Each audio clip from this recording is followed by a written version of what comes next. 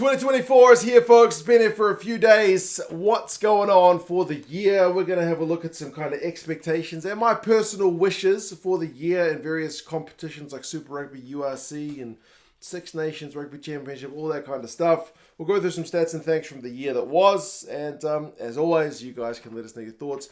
Firstly, the thanks, man. Just cheers for coming along. It's been a hell of a year.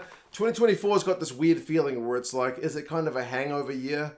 It's the year after the World Cup. There's no Lions tour. So on the face of it, it kind of looks like a less impressive year. But I still think there's a lot to be excited about just because so many guys have retired. There's a bunch of new coaches, like internationally and clubs. And yeah, the building work that's done now is going to be some of what we see paying off in 2027. So it already starts. It already starts now. So yeah, thank you guys for coming along. If you haven't subscribed, this is one of the few times I will ask you, please do subscribe to the channel. It helps me out personally. It'd be a favor to myself. Across the course of the year, 66% of people not subscribed. So if you could rectify that, if you haven't done so already, yeah, please do it. The amount of people who tell me, man, I've been watching you for ages and never noticed I wasn't subscribed. It's not that often, but it happens enough that it's not uncommon, if I'm just going to be busting out some double negatives over here. What else? Biggest audiences across the year. South Africa, number one. You guys not only won the World Cup, but you won the 2 Cents Rugby most biggest audience award. There you go. South Africa 1, UK 2, Ireland 3, New Zealand 4, Australia 5, followed by the likes of USA, France, Fiji, Canada. Interestingly though, by cities, which you can filter by in YouTube Analytics, Dublin takes out the prize for the number one city. Cape Town 2nd, Pretoria 3rd, London 4th, and Auckland, here my own hometown 5th. There was some South African town way at the bottom of the list called Potchefstroom, which I hadn't heard of. Where's Potchefstroom? I'll have to have a look at it up on a map. But yeah, I also wanted to look at what were the most popular videos because I felt like off the top of my head, probably World Cup Final is going to be number one. But no, World Cup Final was number 3, at least for this channel. World Cup Final review was 3rd. France-South Africa quarterfinal was 2nd. And interestingly, the number 1 was a Rugby World Cup warm-up game between South Africa and New Zealand where the Kiwis got absolutely walloped. I get the feeling when the All Blacks get walloped, because it doesn't happen that often. Like, I know we're not as good a team as we used to be, but the All Blacks actually get into hiding is not that common. So a lot of people were like, what the hell happened there? So yeah, All Blacks get into hiding. That was the number one for 2023. My personal favorites to do in the year were like the depth charts. I love doing the depth chart bits. They're kind of a pain in the backside to put together. They're like ultimate kind of rugby nerd stuff to just see which guys got subbed in which positions and when guys got red carded, who ended up filling in their positions and all that kind of stuff. I love the depth chart vids.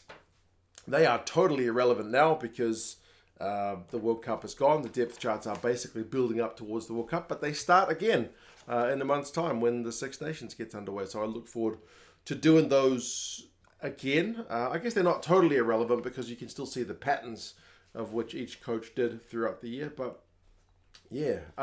Also, I need to thank a few people in particular, the patrons who support the channel, literally keeps the channel going.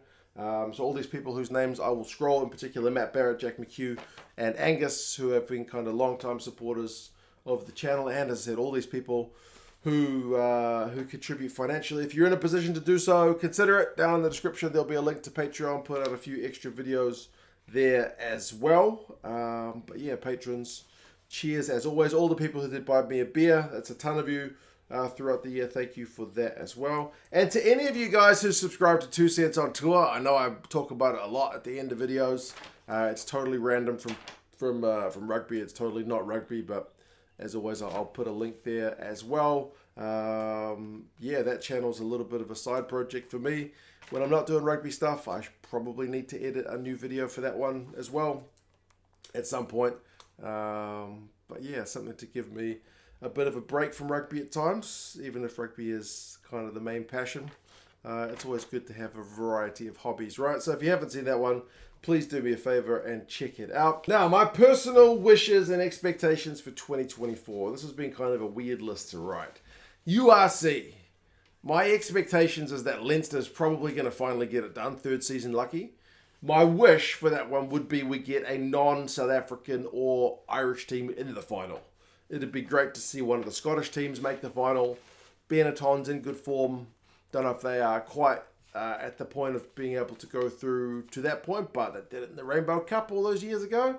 So stranger things have happened. The URC seems to be in a strong position at the moment based on some of the attendances we have seen.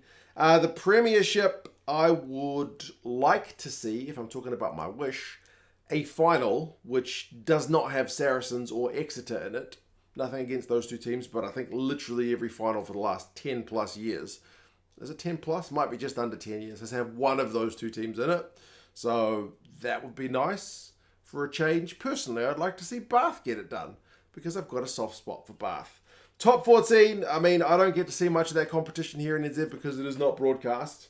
I would like to see Po make the Champions Cup qualification positions because I've printed out one of these little magnet jobbies. If I can grab one from behind the whiteboard. Here's one I prepared earlier. The A.G. Eagle Gronies. I would like to make up a Po magnet because I've had it printed out for ages but never needed to make it up.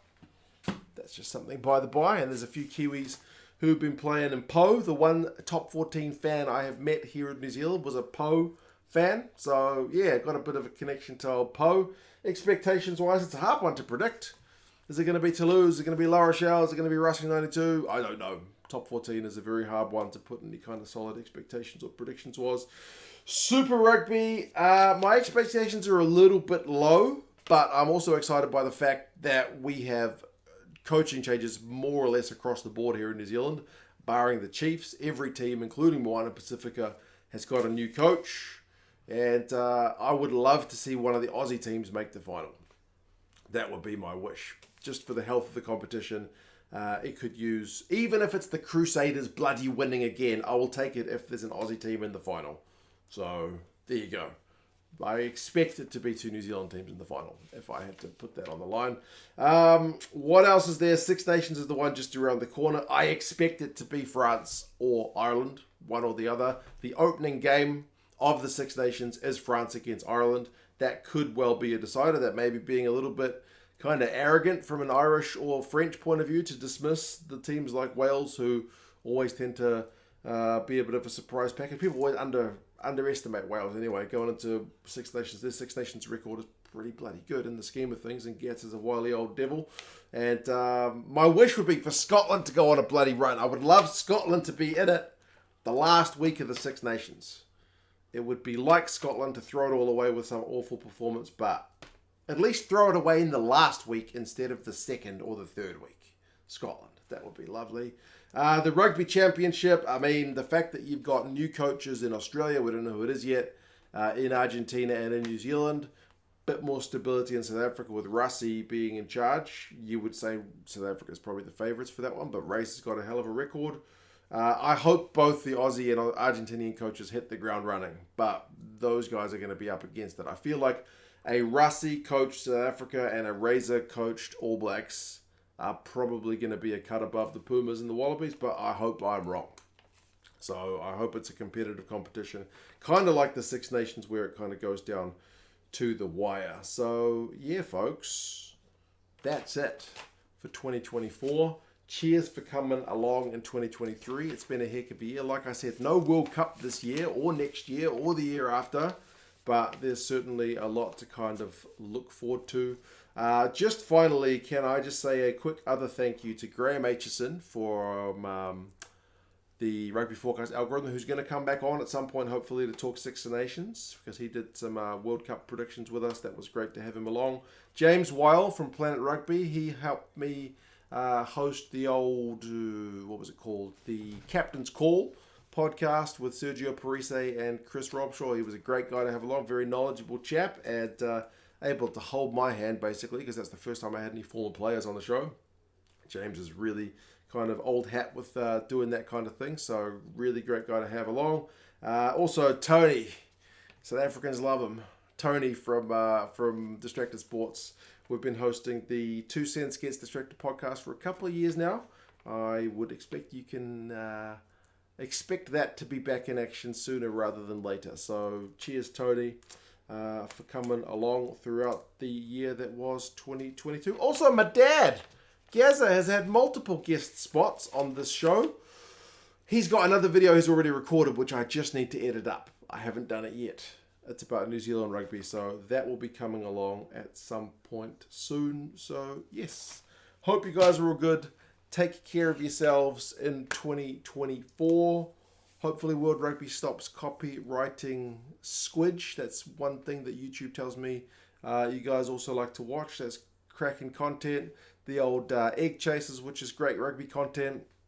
Andrew Ford's rugby highlights videos, got this little thing which tells me your viewers also watch. And a lot of them are like the official channels, like the Champions Cup channel, the Super Rugby channel, Six Nations channel, but a lot of them are kind of independent rugby creators as well, which is cracking to see. So yes, take care of yourselves, folks. Subscribe to the channel, and I'll talk to you guys again soon. See you later.